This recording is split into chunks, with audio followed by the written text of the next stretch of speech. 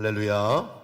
오늘도 귀한 예배 가운데 특별히 말씀 중해 주시는 은혜가 여러분 심령 가운데 충만하시길 간절히 축복합니다.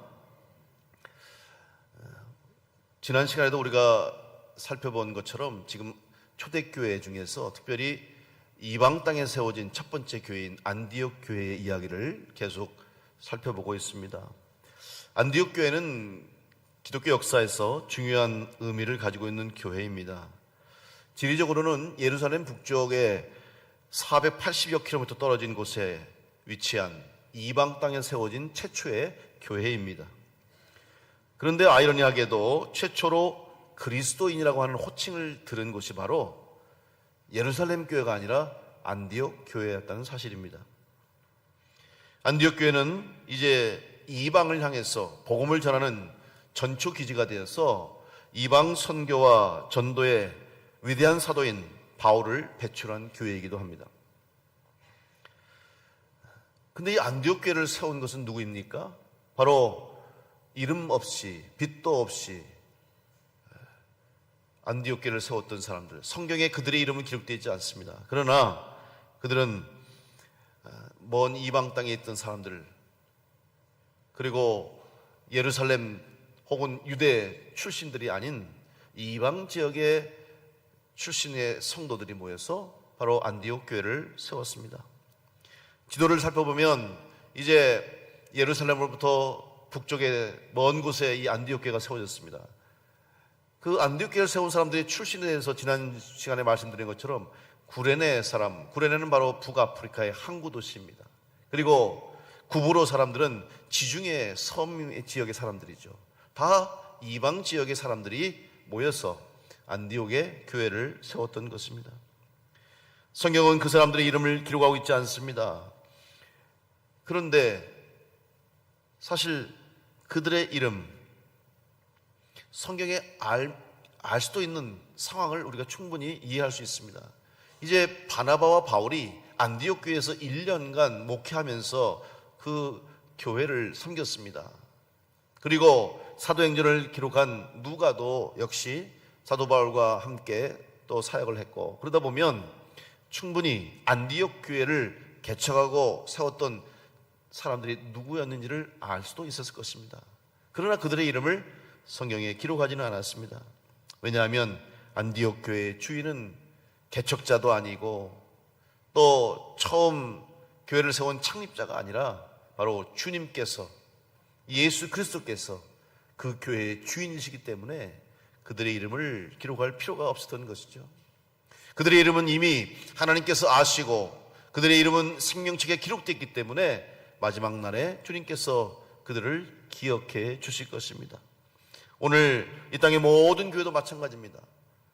성도들에 의해서 세워지고 헌신자에 의해서, 개척자에 의해서 교회가 세워지지만 그 교회는 그들의 소유가 아니고 그들의 교회가 아니라 바로 주님의 교회라는 사실을 다시 한번 깨닫고, 오늘 우리의 이름이 세상에서 알려질 것이 아니라, 세상 사람들에게 인정받는 이름이 아니라 우리 하나님이 아시고 주님이 아시고 하나님이 기억하시는 이름이 될 수 있도록, 여러분 우리 믿는 성도들 끝까지 우리의 이름이 생명책에 기록됨을 믿고 이름 없이 빛도 없이 주님 주신 자리에서 충성을 다하여 하나님께 영광 돌리는 우리 교회와 성도들 될 수 있기를 간절히 축원합니다. 안디옥 교회는 초대교회로서 중요한 역사적 의의를 가지는 교회입니다. 그러나 역사적인 중요한 의미만 가지는 교회가 아니라 정말 주님이 원하시는 진정한 교회가 어떤 교회인지를 보여주는 교회입니다. 특별히 교회가 이 땅에서 존재할 이유가 무엇이며 어떻게 교회로서의 사명을 감당할 수 있는지를 우리에게 증거해주고 있습니다. 오늘 본문의 말씀은 이제 예루살렘에 큰 흉년으로 어려움을 겪고 있는 상황을 배경으로 하고 있습니다. 이제 당시에 몇 년에 걸쳐서 큰 기근이 닥쳐왔습니다. 오늘 성경에도 보면 이제 당시에 로마 황제였던 글라우디오 황제가 통치했던 기간, 기원 후 45년부터 48년 이 당시에 큰 흉년이 있었습니다. 역사학자였던 유대인 요세푸스도 역시 자기의 역사서에 이렇게 기록하고 있죠. 당시에 이 글라우디오 황제 때에 팔레스타인 지역에 큰 흉년이 닥쳤다고 기록하고 있습니다. 결국 그 결과로 인해서 예루살렘 교회와 성도도 역시 어려움을 겪을 수밖에 없었습니다. 먹을 것을 구할 수 없고 삶의 곤핍함 때문에 고통과 환난을 당하게 됐습니다. 이 소식을 들은 안디옥 교회와 성도들이 이제 예루살렘 교회를 돕게 됐습니다. 이 과정을 통해서 우리는 교회가 어떠한 모습으로 또 어떠한 섬김과 어떻게 주님이 주신 교회로서 봉사할 수 있는 것인가를 생각해 보게 됩니다. 특별히 안디옥 교회가 예루살렘 교회를 돕고 섬기고 그들을 위해서 봉사함을 통해서 주님이 원하시는 교회의 모습을 오늘 보여주고 있음을 다시 한번 깨닫고, 우리 교회도 또 이 땅의 모든 교회도 정말 주님이 원하시는 봉사하는 교회가 되기 위해서는 어떤 신앙과 또는 어떤 성도들의 모습과 또한 어떤 영적 자세가 필요한지를 함께 생각해 보려고 합니다. 첫 번째로 주님이 기대하시는 봉사하는 교회가 되기 위해서는 먼저 알아야 할 것이 있습니다. 그것은 바로 우리가 도움을 주고 섬기고 봉사하는 교회와 성도 혹은 그 땅에 그 사람들이 진짜 무엇을 필요로 하는지를 알아야 합니다. 안디옥 교회 그리스도인들은 예루살렘의 그리스도인들에게 오늘 말씀을 보면 부조를 보내기로 작정을 했습니다. 부조를 보낸다는 것은 돈을 보내는 것을 말합니다. 어려움을 당한 형제들에게 구제금을 보내주기로 한 것입니다. 근데 이 부조라는 단어, 이 단어를 헬라어 원어 성경에 보면 디아코니아라고 기록하고 있습니다. 결국 디아코니아는 봉사를 의미합니다. 지금 안디옥 교회가 예루살렘 교회를 위해서 봉사하고 있다는 것이죠. 그런데 그 봉사를 어떻게 하느냐? 바로 부조를 통해서 봉사했다. 결국 초대교회 안디옥 교회는 예루살렘 교회를 어려움에 당한 또 어려움을 당한 성도들을 위해서 섬기고 봉사할 때 돈을 보내주는 일을 통해서 그들을 섬기고 봉사했다, 이렇게 말할 수가 있는 것이죠. 결국 봉사와 돈은 물질이 연결되어 있다는 것을 알 수가 있는 것이죠. 돈을 보냄으로 예루살렘 교회를 향한 봉사의 사명을 감당했습니다. 물론 돈만 보내는 것이 아니라 또 다른 방법도 있었을 것입니다. 낙심하고 절망한 성도들에게 위로와 격려의 말을 전할 수 있었을 것이죠. 또한 필요한 물건을 보낼 수도 있었을 것입니다. 아니면 직접 가서 그들의 형편을 보고 도울 일이 있으면 도울 수 있는 방법도 있었겠죠. 그러나 지금 가장 그들에게 필요한 것이 무엇인가를 생각해 볼 때 부조를 통해서 그들에게 필요한 물질, 돈을 전달하는 것이 가장 중요하다고 결정을 했던 것이죠. 왜냐하면 기근이 들어서 흉년이 들어서 먹을 것을 구할 수 없고 생필품을 살 수 없는 상황에서 가장 필요한 것은 바로 돈이었기 때문이죠. 바로 이때 안디옥 교회가 예루살렘 교회에 부조를 하기로 한 것입니다. 그들에게 가장 필요한 것이 무엇인가를 생각하고 그 일을 위해서 헌신하고 섬기는 모습을 보고 있습니다. 오늘 우리의 신앙도 우리가 봉사를 할 때 또 누군가를 섬기고 어떤 지역을 선교하고 섬길 때도 가장 첫 번째는 그들에게 가장 필요한 것이 무엇인가를 먼저 생각해야 합니다.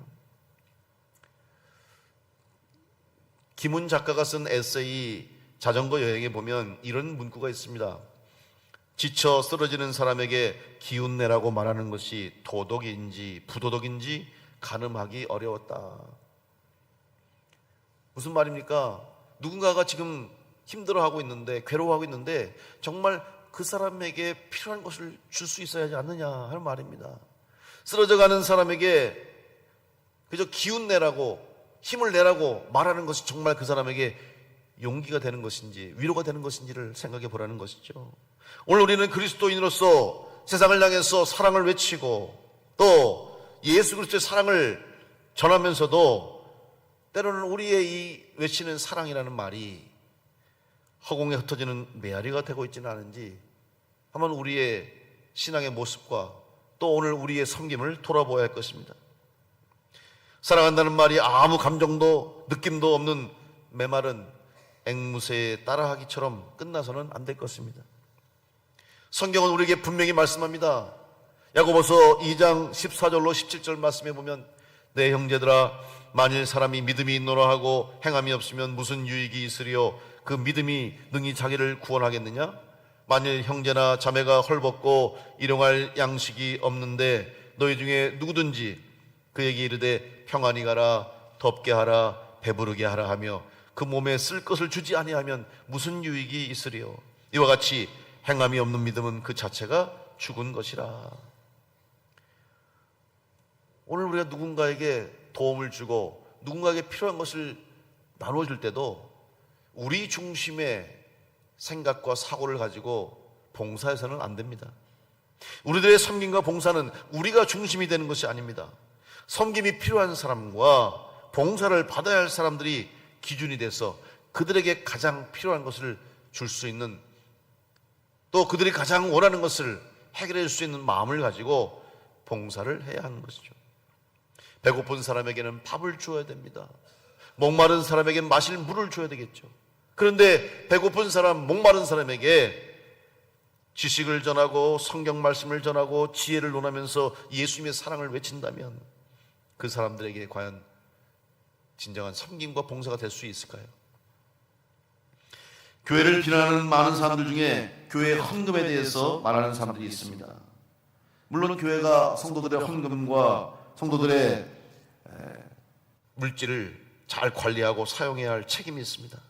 그런데 교회의 헌금이 왜 필요한지, 그 헌금이 어떻게 쓰여지는지를 모르면서 그저 헌금에 대한 부정적인 생각을 가지고 교회와 성직자들과 성도들을 정죄하고 비난하는 경우가 많습니다. 성도들에게 헌금을 말하는 것은 잘못된 것이 아닙니다. 잘못된 목적과 의도를 가지고 헌금을 강요해서도 안 됩니다. 그러나 성도들의 헌금으로 교회가 주님의 일을 감당하는 것입니다. 성도들의 물질이 가볍게 쓰여지는 것이죠. 지역의 어려운 이웃들과 주변의 어려운 교회와 목회자들을 돕기 위해서 꼭 필요한 것을 도울 수 있도록 물질이 필요한 것입니다. 우리 교회에서 1년이면 정기적으로 하는 섬김이 있죠. 봉사가 있습니다. 추수감사절 때 우리가 성도들이 서로 십시일반 헌금을 해서 지역의 어려운 이웃들을 돕습니다. 쌀을 나눠주기도 했습니다. 그리고 몇 년 전부터는 이제 사랑 가득 행복 상자라고 해서 필요한 반찬들을 좀 할 수 있는 여러 가지 다양한 그런 음식 재료들이나 혹은 간단하게 먹을 수 있는 그런 반찬들을 중심으로 해서 우리가 식품을 마련해서 전달하는 거예요. 그러니까 너무 좋아하더라고요. 사실 쌀을 주는 것도 감사하지만 사실 쌀만 있으면 쌀은 또 여러 가지 돕는 기관들이 많다고 하더라고요. 그래서 저희들이 고민을 했어요. 추수감사절을 한번 우리 교회가 돕는데 정말 그들에게 원하는 것이 뭘까를 한번 고민해서 그들의 입장에서 생각해 보니까 쌀보다는 밥은 있는데 반찬이 부족한 거예요. 밥은 있는데 반찬이 더 좋았으면 좋겠다. 그런 생각을 가지고 우리가 식품들을 이렇게 모아서 풍성하게 박스를 만들어서 전달하니까 얼마나 좋아하는지 몰라요. 조금 더 달라고, 서로 달라고 그렇게 원하는 사람들이 많더라고요. 우리의 입장에서는 그저 우리가 편한 대로 주면 되는 거예요. 사실 여러분 쌀 그냥 구입하면 주문해가지고 트럭을 갖고 와서 그냥 쌀만 싸놓으면 끝나는 거예요. 그런데 사랑 가득 행복 상자는요 복잡해요. 거기 들어가는 물건들을 다 주문해서 일일이 받아다가 날을 정해서 성도들이 여러 명이 모여서 박스 작업을 하고 포장을 하고 붙이고 나르고 상당히 번거로워요. 상당히 피곤합니다. 하지만 우리들이 그런 번거로움을 통해서라도 번거롭고 힘들다고 할지라도 받는 분들에게, 필요한 분들에게 정말 원하는 그러한 것들을 전해준다고 하는 것이 더 보람된 일이고 또 그들의 필요를 채워주는 것이기 때문에 우리 교회에서 그 일을 하고 있어요. 또 지역의 목회자들과 또 어려운 교회들을 위해서 우리가 동행 프로그램을 합니다. 흔히 미자립교회, 비전교회에 있는 목사님들과 가정들을 초대합니다. 이때도 마찬가지예요. 우리가 조심스럽게 합니다. 왜냐하면 잘못하면 그분들에게 정말 위로가 되고 격려가 되는 것이 아니라 오히려 그분들에게 상처를 주는 일이 될 수 있어요. 교회가 미자립교회, 우리 감리교회에서는 미자립교회 기준을 1년 예산을 4천만 원 미만으로 잡고 있어요. 그러니까 어려운 교회, 힘든 교회죠. 그러니까 그런 분들을 초대하는 것 자체가 그분들에게는 또 한 번의 상처가 될 수 있기 때문에 조심스럽게 우리가 접근하는 거예요. 우리 중심으로 하려면 우리 교회에 다 와서 그냥 행사처럼 우리 교회가 이런 일을 한다는 것을 마치 홍보하듯이 알리듯이 할 수 있죠. 그러나 그것은 그들에게 위로가 되지 못합니다. 그래서 교회에서 안 해요. 편한 자리에서 식당을 정해놓고 그것도 정해진 시간까지 오라 하지 않습니다. 5시부터 8시까지 오셔서 식사하십시오. 편할 대로 오세요. 혼자 오지 말고 가족들 같이 오시라고. 그리고 메뉴도 정해진 거 먹지 말고 마음껏 시켜 드시라고. 그러니까 정말 마음껏 드시더라고요. 어떤 집은 애들이 뭐 중학생, 고등학생 와서 먹으니까요 정말 많이 드시더라고요. 그런데 얼마나 행복해 하는지 몰라요. 평상시 한번 먹어보고 싶었는데 먹지 못한 거 마음껏 시켜 드시라고.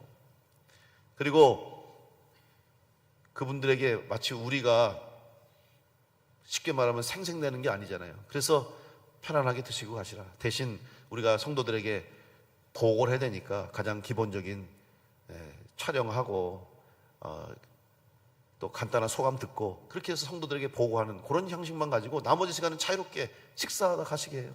그리고 식사만 하면 되겠습니까?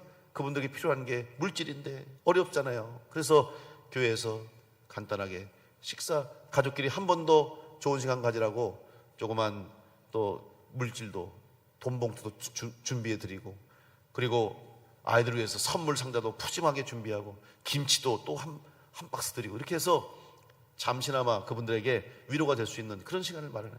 이 모든 일의 기준을 우리의 기준으로 두지 않았어요. 우리가 편하게 우리가 주는 만큼 우리 마음대로 하는 것이 아니라 섬김을 받는 그분들, 우리가 섬겨야 할 그분들의 마음을 헤아리면서 우리가 봉사를 하고 있다는 것이죠. 정말 그들에게 필요한 것이 무엇인지를 아는 마음 가지고 섬겨야 될 줄로 믿습니다. 오늘 이제 오후에 우리 군 선교를 위해서 주사랑 주바라기 팀이 출발합니다. 오늘도 저녁 7시에 양구의 최전방에 교회 가서 군인들을 위해서 이제 봉사할 텐데, 여러분 그 일을 위해서는 돈이 필요한 거예요. 물질이 필요한 거예요. 그래서 여러분들이 그동안 펀드레이징 우리가 해서 지원해주고 후원해줘서 여러분이 적극적으로 참여해 주셔서 제가 보고를 받았는데 깜짝 놀랐어요. 1일차 또 했습니다마는. 그래서 여러분이 후원해 주시고 또 협력해 주신 그 기금이 얼마나 되더니 얼마야? 946만 1,000원이 거쳤대요. 별로 안 놀라시죠? 뭐 900만 원쯤이야 껌값이십니까? 그 많은 돈이 거쳤어요.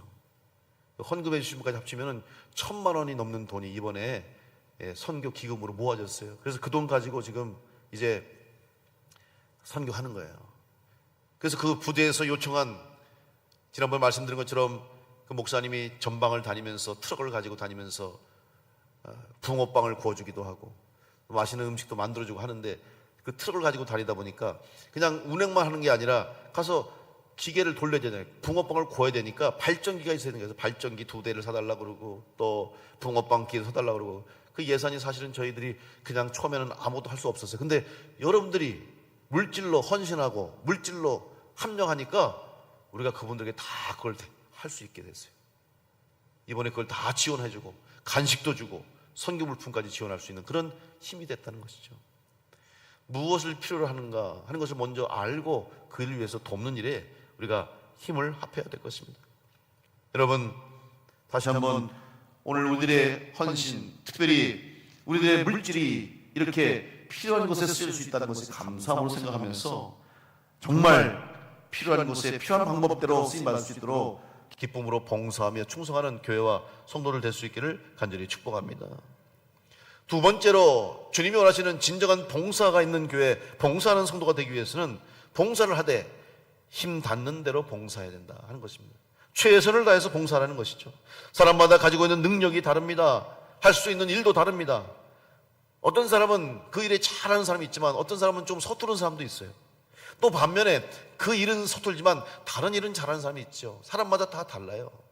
예를 들면 어떤 사람은 사람을 대하는 게 참 편한 사람이 있어요. 그래서 사람과 이야기하는 걸 좋아하고 또 사람들 격려하고 또 힘들어하는 사람 위로해주고, 이렇게 사람 대하는 일이 편하고 좋은 사람들이 있어요. 근데 어떤 사람은 사람 만나는 게 너무너무 힘든 사람도 있잖아요. 성향이 다르기 때문에 그렇죠. 그러니까 사람 만나는 일이 힘든 사람에게는 다른 누군가를 만나고 특별히 잘 알지도 못한 사람 만나려면 얼마나 힘들겠어요. 그런 사람들은 그 일에 어려움을 느끼는 거죠.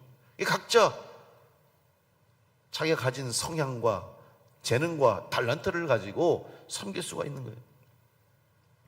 따라서 모든 성도들이 다 다양한 재능과 다양한 은사와 다양한 달란트를 가지고 모인 교회이기 때문에 그래서 교회는 못할 일이 없어요. 특별히 주님이 뜻하신 일을 이루시기 위해서 주님께서는 필요한 사람들을 보내주시고 필요한 방법을 허락하시고 필요한 물질을 주셔서 반드시 그 일을 감당하게 하신다는 거예요. 저는 그래서 교회를 비유할 때마다 모자이크에 비유할 때가 많습니다. 교회는 모자이크와 같아야 된다. 여러분, 모자이크는 어떤 미술 작품입니까? 조각조각들이 모여서 아름다운 하나의 작품을 완성하는 거잖아요. 근데 그 조각 하나 보면은 무슨 의미가 있을까? 또 이게 정말 무슨 가치가 있는 것일까 생각할 정도로 쓸데없어 보이는 조각 하나에 그치는 거예요. 그러나 그 조각이 모여지고 또 다른 조각들이 모여지고 또 다른 색깔들이 모여지면 나중에 그것이 하나가 됐을 때는 아름다운 작품으로 탄생이 되는 것처럼 교회는 보잘것없는 우리의 삶을 보고 우리들 한 사람 한 사람 보면 얼마나 하나님 앞에 부족하고 흠이 많습니까? 그러나 그런 성도들 한 사람 한 사람이 모여서 자기의 자리에서 자기에게 주신 상황 속에서 주신 재능과 달란트와 능력을 가지고 최선을 다할 때에 그 교회는 아름다운 교회로 이 땅 가운데 쓰임받는 교회로 봉사하는 교회가 될 줄로 믿습니다. 그것이 바로 교회의 위대함인 거예요. 완벽한 모습으로 존재하는 것이 교회가 아닙니다. 예루살렘 교회도 마찬가지고 안디옥 교회도 마찬가지고 완전한 교회가 아니었어요.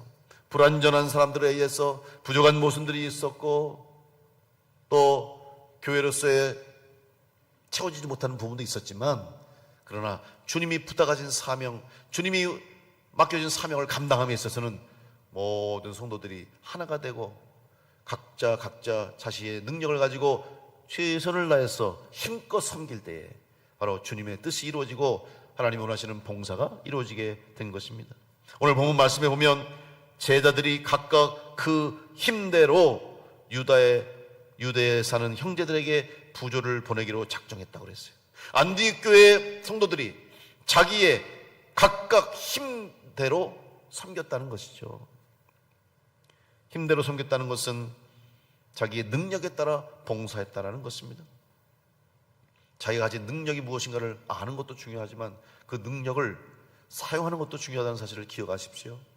능력이 있음에도 불구하고 내가 가진 재능과 탤런트가 있음에도 묻혀두지 마십시오. 예수님께서 비유로 말씀한 것처럼 주인이 달란트를 맡겨뒀는데 한 달란트를 맡은 사람은 그것을 땅에 묻고 숨겨뒀다가 꺼짐을 해서 주인께 가져왔을 때 책망받았잖아요. 왜 책망받았습니까? 이윤을 못 남겨서가 아니에요. 능력껏 최선을 다하지 않았기 때문에. 2달란트 받은 사람, 5달란트 받은 사람은 많은 이유를 남겼기 때문에 칭찬받은 것이 아니라 최선을 다했기 때문에 칭찬받은 것이.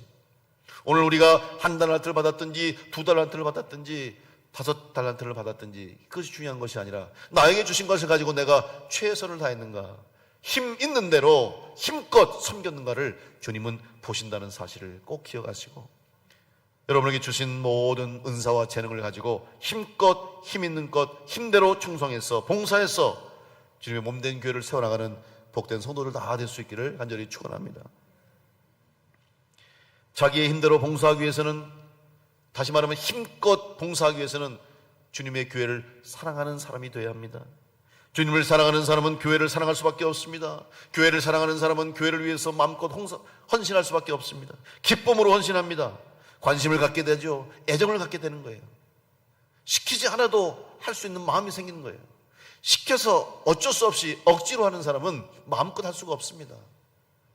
그런데 사랑하는 사람이 돼서 주님을 사랑하고 교회를 사랑하는 마음으로 섬기게 되면 기쁜 마음으로, 기꺼운 마음으로, 자원하는 마음으로 마음껏 충성하게 되고 그러다 보면 내 가운데 있는 능력을 발견하게 되고 하나님이 주신 능력을 깨닫게 되고 주님이 주신 은사를 가지고 쓰임받게 되는 것이죠. 필요하시면 하나님께서는 우리에게 능력도 주신다고 그랬어요. 여러분 주의 일을 위해서 주님이 주신 사명이 있고 여러분에게 해야 할 일을 깨닫게 하신다면 최선을 다해서 섬길 수 있도록 주께 은혜를 구하고 능력을 구하고 기도할 때 주님이 필요한 능력과 물질과 건강과 은혜도 허락해 주실 줄로 믿습니다. 빌립보서 4장 13절 말씀처럼 내게 능력 주신 자 안에서 내가 모든 것을 할 수 있느니라. 우리가 할 수 있는 것은 무엇입니까? 우리의 능력이 아니잖아요. 내게 능력 주시는 자 안에서 할 수 있다. 다시 말하면 주님이 능력 주시기 때문에 감당할 수가 있는 것입니다. 우리는 봉사함에 있어서 섬김에 있어서 우리의 힘과 능력으로 하지 말고 또 내 힘과 능력으로 할 수 있다는 생각을 버리고 오직 주님 안에서 주님과 함께 주님이 주시는 힘과 능력으로 감당할 수 있도록 겸손하게 섬기는 성도의 삶을 살아야 될 것입니다. 주님을 사랑하고 주님 안에 거하고 주님과 동행하는 성도가 될 때 우리는 기쁨으로 마음껏 섬기게 될 것입니다. 그런 섬김이 있는 곳에, 그런 봉사가 있는 곳에 생명의 역사, 기적의 역사, 구원의 역사가 나타나게 되는 것이죠. 저는 우리 교회 목회를 통해서 저는 항상 감사하게 생각하는 것이 우리 성도들이 주님의 일을 위해서라면 최선을 다하려는 마음, 또 부족하지만 또 연약하지만 주님 주신 일을 위해서는 힘껏 애쓰러가는 그런 성도들이 있기 때문에 우리 교회가 지금까지 이 사명을 또 우리 주님이 주신 주님의 교회로서의 사명을 감당할 수 있다고 생각하고 저는 목사로서 참 감사함을 가지고 있어요. 여러분 한 분 한 분이 힘껏 힘 있는 대로 봉사하고 힘 있는 대로 섬길 때 우리 교회가 주님이 원하시는 봉사하는 교회가 될 것을 믿고 그 일에 쓰임받는 복된 성도들 다 될 수 있기를 간절히 축원합니다. 세 번째로 주님이 원하시는 봉사하는 교회가 되기 위해서는 우리들이 생각하고 계획하고 또 마음먹은 일들을 작정하고 실행해야 합니다. 오늘 안디옥 교회는 이 일을 결정하고 끝까지 실천했다는 것이에요. 계획하는 것으로 끝났다면 아무 의미가 없습니다. 예수님을 만나고 구원을 받고 새 생명 얻은 사람들의 공통점이 있습니다. 바로 예수님을 믿기로 결단했다는 것이죠. 생각으로만 그친다면 구원을 얻지 못합니다. 한번 예수님 만나봐야지, 한번 예수님의 말씀을 들어봐야지 라고 생각하는 사람들이 많았을 거예요. 그런데 내가 예수님을 만나고 또 예수님의 능력에 의해서 내 병이 치유되고 내가 구원받을 수 있다고 생각하고 결단하고 실천해서 주님께로 나간 사람들은 다 치유받고 고침받고 구원을 받았다는 사실이죠. 38년 혈류병 왔던 여인도 그저 주님의 옷자락만 만져도 내가 고침을 받을 것 같다. 그래서 믿고 결단하고 가서 만진 거 아닙니까? 생각으로만 만졌으면 좋겠다, 예수님께 나아갔으면 좋겠다라고 한다면 아무 일도 일어나지 않았을 거예요. 삭개오가 예수님의 소문을 듣고 자기의 죄를 씻음받고 사람들에게 매국노라고 또 손가락질 받고 다른 사람들의 재산을 착취하고 갈취한 것 때문에 많은 사람들에게 미움을 샀던 자기 자신, 돌아보면서 나 같은 죄인도 용서받을 수 있을까? 예수님 말씀을 들으니까 죄인을 용서하지도 했는데 그럼 내 죄도 용서받을 수 있지 않을까 생각하고 머무른 것이 아니라 뽕나무 위로 올라가서 주님을 만나려고 하는 그 열심과 열정을 가졌을 때 주님께서 그를 찾아와 주시고 그의 집에 가서 식사하시며 그의 모든 죄를 사해 주시고 그에게 구원을 베풀어 주셨을 때 삭개오는 은혜를 받고 주의 말씀에 순종해서 자기의 모든 죄를 회개하고 남들의 뺏어온 걸 다 갚아주고 몇 배로 갚아주는 그런 결단과 실행을 했다는 것이죠. 바로 구원의 역사는 생각으로 끝나는 것이 아니라 머리로만 끝나는 것이 아니라 믿음대로 행할 때, 믿음대로 실천할 때 바로 진정한 구원이 완성되고 하나님의 섬김이, 봉사가 이 땅 가운데서 실현될 줄로 믿습니다. 마가복음 19장에 보면 예수님께 나와 어떻게 해야 영생을 얻을 수 있는가를 묻는 한 청년의 이야기가 나옵니다.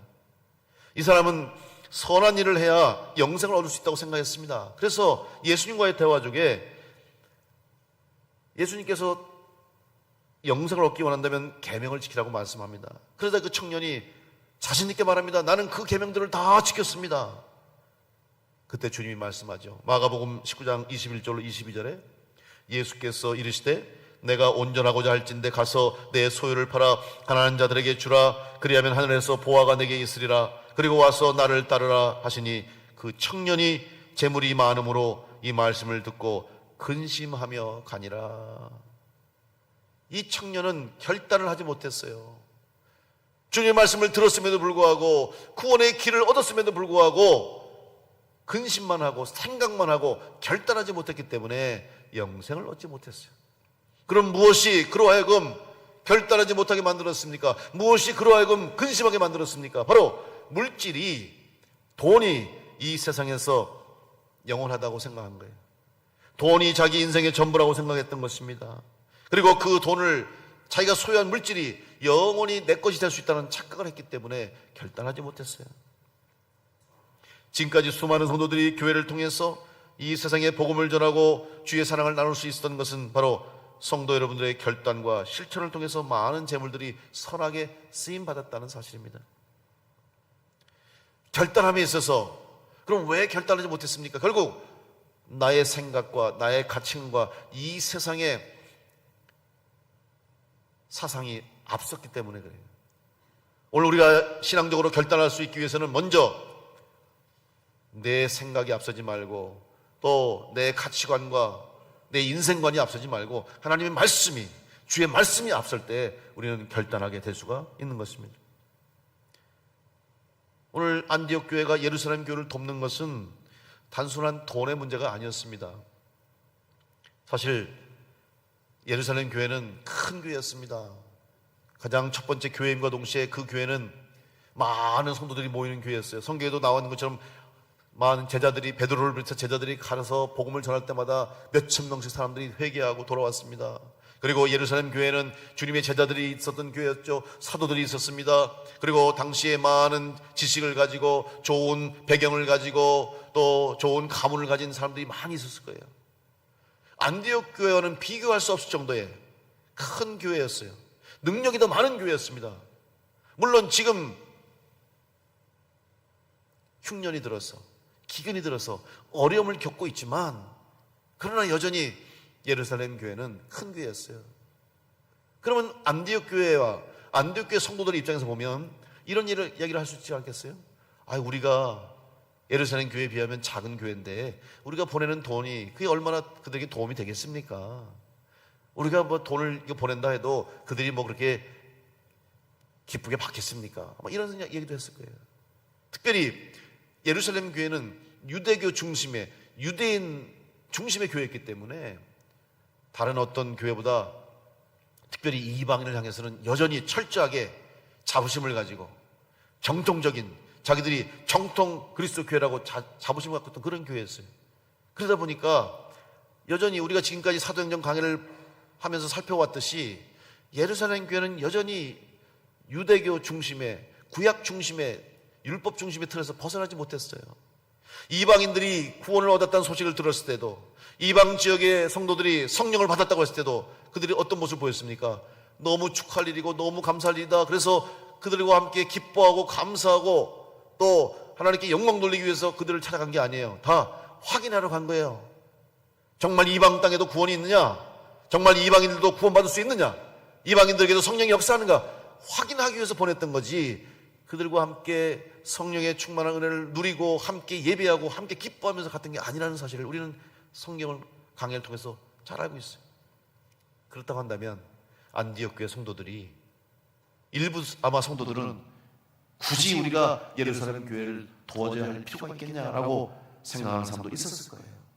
그러나 이 모든 생각들, 이런 모든 다른 의견들을 있음에도 불구하고 교회로서 어려움을 당한 교회와 성도들을 돕는 것, 봉사하는 것은 당연히 해야 할 일이라고 하는 생각 때문에 그들은 자기들의 생각, 의견, 또 자기들의 감정 앞서지 않고 말씀에 의지해서 말씀에 순종함으로 주님의 사랑을 나눈다는 마음 가지고 예루살렘 교회에 부조를 보내게 된 것이죠. 우리 교회가 섬기는 것도 마찬가지입니다. 여러분이 이 세상 가운데서 봉사하며 사랑을 나누며 실천하는 삶도 마찬가지고, 내가 주인 되지 말고 내 생각이 앞서지 말고 주의 말씀에 순종함으로 주님의 뜻에 따라서 봉사하고 헌신하고 충성할 때 그곳에서 놀라운 성령의 역사, 새 생명의 역사, 구원의 역사가 나타나게 될 줄로 믿습니다. 바로 그것이 우리 교회가 해야 할 일이고 주님이 원하시는 교회의 모습이 되는 것이죠.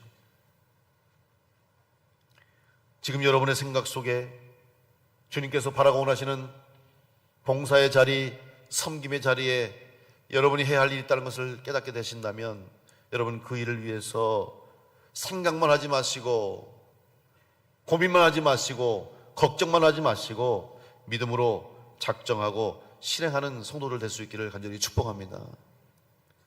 더 늦기 전에 후회하지 않도록 주님이 주신 이 기회를 선용해서 봉사의 자리에, 섬김의 자리에 기쁨으로 충성하는 성도들이 되시기를 바랍니다. 안디옥 교회가 예루살렘 교회를 위해서 꼭 필요한 물질로 도왔듯이 오늘 우리 교회와 성도들은 섬기면서 봉사하면서 우리를 드러내는 일이 아니라, 나의 의를 드러내는 일이 아니라 하나님의 뜻을 이루고 주의 뜻을 이루는 일에 쓰임받을 수 있도록 필요한 일에 필요한 방법으로 쓰임받을 수 있도록 겸손히 봉사하는 교회와 성도가 되어야 할 것입니다.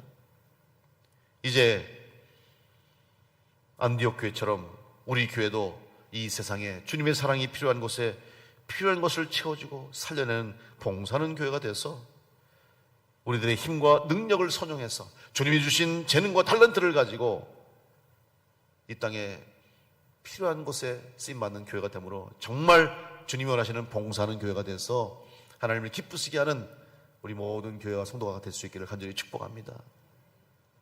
교회는 주님의 교회라는 사실을 다시 한번 기억하시고, 특별히 주님이 교회를 세우신 목적 중에 봉사하는 교회가 되기를 원하시고 봉사하는 성도가 되기를 원하셔서 우리를 부르시고 우리 교회를 세우셨다는 사실을 기억하면서 주님이 기뻐하시는 진정한 봉사가 있는 교회가 될 수 있도록 필요한 방법, 필요한 일에 쓰임받으시고 우리의 물질과 우리의 건강과 우리의 능력을 통해서 주님이 기뻐하시는 일에 쓰임받고 힘 닿는 대로 능력껏 최선을 다해서 섬겨서 주님을 기쁘시게 하고, 우리가 마음먹은 것으로 그치지 말고 작정하고 결단하고 행동해서 우리 교회를 통해서 더 주님이 기뻐하시는 일들을 잘 감당해내고 복음을 전하고 영혼을 구원하고 선교한 일에 쓰임받는 우리 교회와 여러분 다 될 수 있기를 간절히 축원합니다.